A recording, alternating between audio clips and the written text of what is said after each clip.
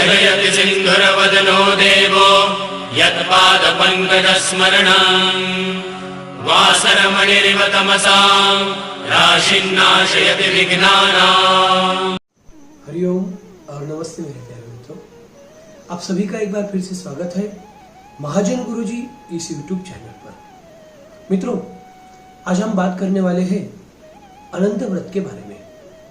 भाद्रपद महीने के शुक्ल चतुर्दशी को इस अनंत व्रत का आचरण किया जाता है।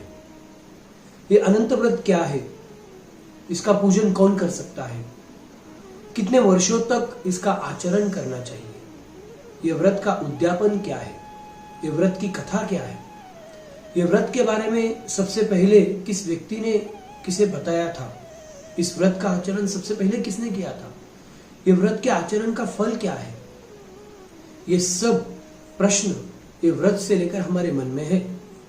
तो इस सभी प्रश्नों का उत्तर इस वीडियो में आज हम लेने वाले हैं।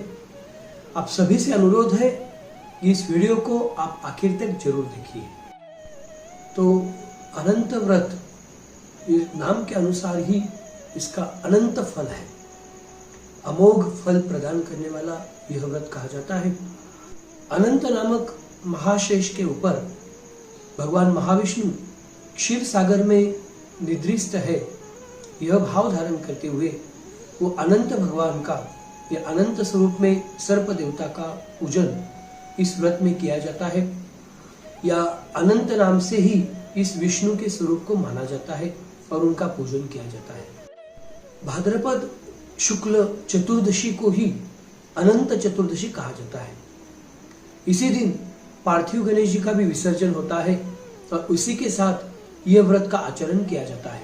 इस व्रत का विधान या इस व्रत के बारे में जो जानकारी हमें मिलती है वो विष्णु महापुराण में मिलती है, महाभारत पर्व में मिलती है। श्री गुरु चरित्र इस परम पवित्र ग्रंथ में भी अनंत व्रत का महत्व अत्यंत श्रेष्ठ रूप से बताया गया है। तो अब हम जानते हैं इस व्रत का आचरण कैसे करना है। मित्रों, यह व्रत अत्यंत श्रेष्ठ है, अत्यंत अमोघ फल प्रदान करने वाला है। तो प्रातः काल में स्नान करके रक्तवर्ण वस्त्र का धारण करना है, लाल कपड़ों का धारण करना है, स्नान करके घर को शुद्ध कर लेना है। उसके पश्चात एक चौकी रखनी है, चौकी के ऊपर लाल वस्त्र आच्छादन करना है, सफेद चावल से अष्टदल वहां पे निर्माण करना है, 2 नए कलश स्थान पे रखने हैं। अगर नए प्राप्त नहीं होते हैं तो हमारे घर में जो उपलब्ध चांदी के कलश या कॉपर के तांबे के कलश है वो भी हम इस्तेमाल कर सकते हैं। उसमें पानी भर लेना है।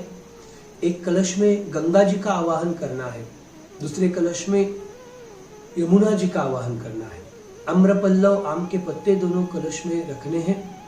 उसके पश्चात अगर हमें प्राप्त होता है तो कमल पुष्प, अष्टदल युक्त कमल पुष्प वो कलश के ऊपर रखना है। कलश पूजन के बाद 7 फनों से बना हुआ दर्भ का सर्प हमें लेना है। अगर दर्भ नहीं मिलता है तो हम दुर्वा ले सकते हैं। दुर्वा के ऊपर भी सर्प की प्रतिमा का आवाहन करके पूजन कर सकते हैं। तांबे के सर्प देवता, चांदी के या सुवर्ण के सर्प देवता भी हम ले सकते हैं और अनंत नाम से उस सर्प का पूजन हमें करना है। पंचोपचार पूजन कर सकते हैं या षोडशोपचार पूजन कर सकते हैं। पूजन करते वक्त अगर संभव है तो ओम नमो भगवते वासुदेवाय इस मंत्र का अखंड जाप हमें करना है।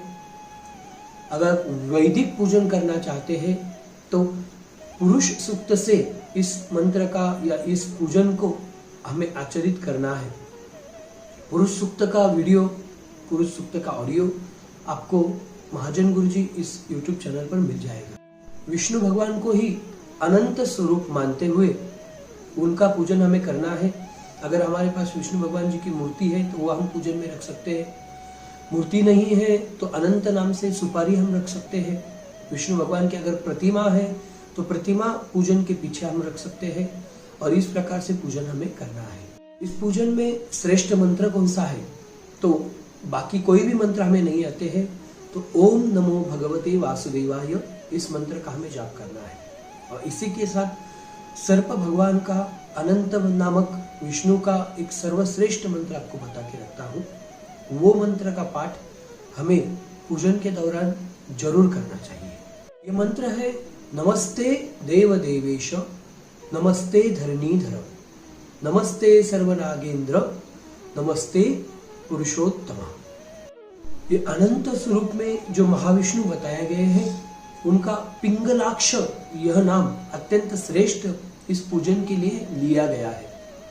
उसी के साथ विष्णु का स्वरूप हमें मालूम है चतुर्भुज स्वरूप होता है। शंख, चक्र, पद्म और गदा ये 4 आयुध उनके हाथ में रहते हैं, या 4 अस्त्र या 4 वस्तुएं उनके हाथ में रहती है। तो विष्णु स्वरूप में अलग अलग तस्वीर हमें प्राप्त होती है। इस पूजन में जो विष्णु स्वरूप का हमें ध्यान करना है तो वो तस्वीर कैसी होनी चाहिए। अगर हमारे पास प्रत्यक्ष तस्वीर है तो उसका पूजन हम कर सकते हैं, अगर नहीं भी है तो विष्णु को ध्यान हमें करना है, आंखें बंद कर लेनी है और विष्णु स्वरूप का ध्यान हमें करना है। जिनके दाहिने हाथ में शंख हो और पद्म हो और बाएं हाथ में चक्र हो और गदा हो, इस स्वरूप में हमें उनका ध्यान करना है। इस पूजन का और एक सबसे बड़ा महत्व है कि इसमें एक अनंत नाम से अनंत व्रत का एक दोरक रखा जाता है, जिसमें 14 गांठ लगाई जाती है और 14 गांठ लगाकर रेशमी धागा आप ले सकते हैं, उलन का धागा आप ले सकते हैं, लाल रंग की मौली ले सकते हैं। इसे 14 गांठ लगाकर शेषशाही विष्णु भगवान के पास या 7 फनों से बुने हुए दर्भ के सर्प देवता के पास इस व्रत को या इस धागे को रखना है। इसका पूजन हमें करना है और तत्पश्चात पूजन संपन्न होने के बाद इस धागे को हमें गले में धारण करना है। अगर गले में हमें संभव नहीं होता है तो दाहिने हाथ में हम बांध सकते हैं। अगर सौभाग्यवती स्त्रियां है तो वो अपने लेफ्ट हाथ में इस धागे को बांध कर रख सकती है। इस धागे को अनंत सूत्र कहा जाता है। तो धागा कितने दिन तक रखना है? कम से कम 16 दिन तक इस धागे को आप धारण करते रहिए। अगर आपको संभव है तो पूरे वर्ष भर आप इसे रख सकते हैं। नए व्रत का जब आचरण करेंगे तो वो आचरण के पश्चात इस पुराने धागे को, जीर्ण धागे को निकाल के रखना है। पानी में, नदी में, समुद्र में इसका विसर्जन कर देना है और नया धागा वापस धारण कर लेना है। 14 गांठ इस धागे को जरूर बांध के रखनी चाहिए, क्योंकि ये इस पूजन का सर्वश्रेष्ठ फल है। हम हमारे हाथों से ही इस सिद्ध किए हुए सूत्र को, इस सिद्ध किए हुए धागे को धारण कर सकते हैं और इसका पूजन भी कर सकते हैं। अब इस पूजन में भगवान जी को भोग कौन सा अर्पण करना है? तो भगवान को अत्यंत प्रिय केले का भोग पसंद है, वह हम अर्पण कर सकते हैं। पंजीरी का प्रसाद होता है, पंचामृत का प्रसाद है, वह हमें अर्पण करना चाहिए। बतासा है या अपूप दान है, इसका भी अत्यंत श्रेष्ठ फल बताया गया है। तो बतासे का भोग भी हम भगवान जी को अर्पण कर सकते हैं। हमें व्रत आचरण के दौरान पूरा दिन उपवास रखना है। जब शाम के वक्त पे सूर्यास्त के बाद हम व्रत को तोड़ेंगे या व्रत आचरण में भोजन करेंगे तो ध्यान रखना है कि नमक डाली हुई कोई भी चीज हमें ग्रहण नहीं करनी है। नमक से बना हुआ खाना खाना नहीं है। दिन भर भी नमक से बना हुआ खाना नहीं खाना है और जितना हो सके मीठा खाना आप खा सकते हैं, फल खा सकते हैं। अगर हम कोई भी व्रत करते हैं तो व्रत समाप्ति के पश्चात हमें दान जरूर करना चाहिए, क्योंकि दान करते हैं तभी पुण्य की फल की प्राप्ति होती है। तो ये व्रत में दान कौन सा बताया है? अगर हमने नए कलश पूजन में रखे हैं तो वो 2 कलश उचित सत्पात्री ब्राह्मण को दान करें। अगर हमारे घर के कलश है तो इस्तेमाल की हुई चीजों का दान कभी नहीं करना चाहिए, वो दान के स्वरूप में नहीं पकड़ा जाता है।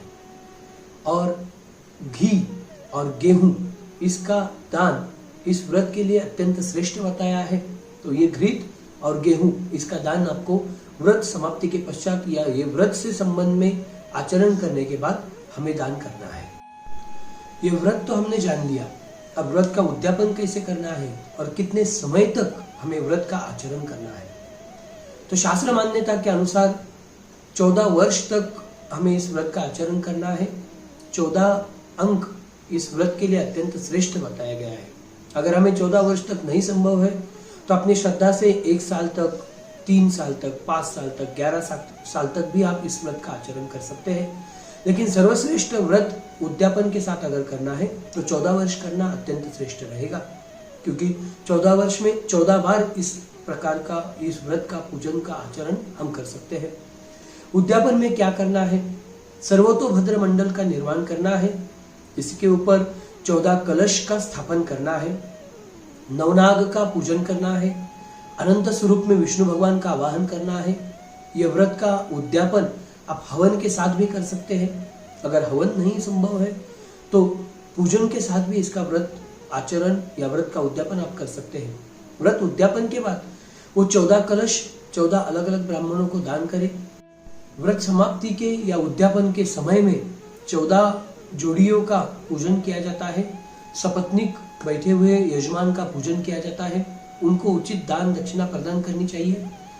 कांदा और लहसुन से बना हुआ खाना अर्पण नहीं करना है, शुद्ध सात्विक भोजन उनको खिलाना है। इस प्रकार से आप इस व्रत का आचरण कर सकते हैं।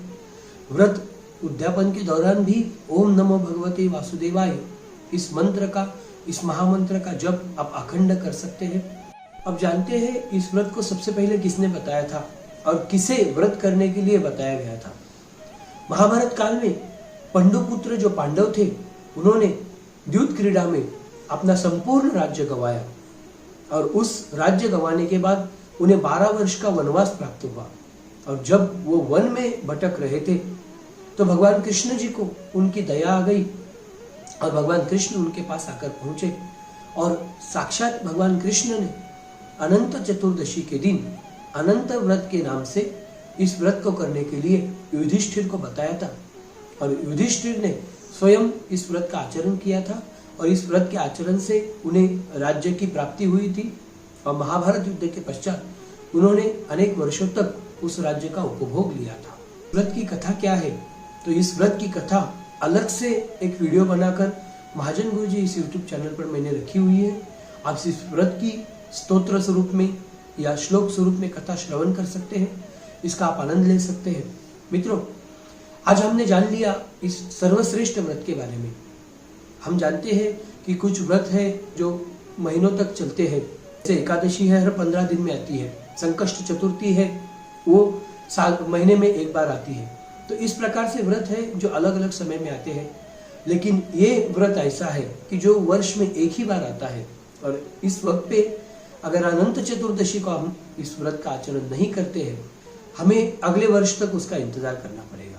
तो एक ही बार वर्ष में व्रत किया जाता है, लेकिन अनंत फल प्रदान करने वाला यह व्रत है, अमोघ फल प्रदान करने वाला व्रत है। हम हमारे मन में कोई भी इच्छा धारण करते हुए, जैसे परिवार में किसी का विवाह विलंब हो रहा है, तो इस व्रत को मन में धारण करते हुए, इस इच्छा को मन में धारण करते हुए हम व्रत का आचरण कर सकते हैं। अगर हमारी वास्तु की या गृह सौख्य की अपेक्षा है तो वास्तु लाभ के लिए ही हम इस व्रत का आचरण कर सकते हैं। बच्चों को अच्छा प्रज्ञा प्राप्त हो, अच्छा ज्ञान प्राप्त हो, यह मन या यह विचार मन में धारण करते हुए इस व्रत का आचरण हम कर सकते हैं। परिवार में सौभाग्य प्राप्त हो, पति को दीर्घ आयुष्य प्राप्त हो, ये भी विचार मन में धारण करते हुए इस व्रत का आचरण हमें करना है या हम कर सकते हैं। इस प्रकार से जो भी पवित्रतम इच्छाएं हैं, ये इच्छाओं को मन में धारण करते हुए इस व्रत का आचरण हमें करना है, तो वो व्रत का शीघ्र रूप से फल प्राप्त होता है। आज हमने एक नए व्रत को जान लिया। इस व्रत के बारे में काफी बार सुना था। व्रत का आचरण शास्त्र शुद्ध मार्ग से कैसे करना यह हमें मालूम नहीं था, यह आज हमने जान लिया। आप इस व्रत को जरूर आचरण करिए। आनंददायी खबर या वार्ता आपको देना चाहता हूँ कि 1 सितंबर 2020 से हम महाजन गुरुजी इस YouTube चैनल पर मासिक ज्योतिष या मासिक राशिफल चालू करने वाले हैं, जिसमें हर ग्रह का और हर राशि का अलग से वीडियो होगा। आप इस वीडियो को जरूर देखिए। जो आपकी राशि है वो राशि का फल क्या होगा, ये राशि में कौन से ग्रह का प्रवेश इस महीने में होने जा रहा है, या आपके जीवन के लिए कैसा है, आपके व्यापार के लिए कैसा, आपके कर्म के लिए कैसा है, यह सब मैं लेकर आ रहा हूँ। ग्रहों का खेल और राशि का मेल इस हमारे विशेष कार्यक्रम में। तो मित्रों, आप सबसे अनुरोध है कि उस वीडियो को भी आप जरूर देखिए, इसे शेयर कीजिए। महाजन गुरुजी इस चैनल को आप सब्सक्राइब कीजिए और बेल आइकन को जरूर दबाइए, जिसके तहत आपको हमारे नए नए वीडियो मिलते रहेंगे। आज हम यहीं पे रुकते हैं, एक नए विषय के साथ, नए व्रत के साथ हम एक बार फिर से मिलेंगे। आप सबसे अनुरोध है कि महाजन गुरुजी को आज्ञा दीजिए। हरिओम और नमस्ते।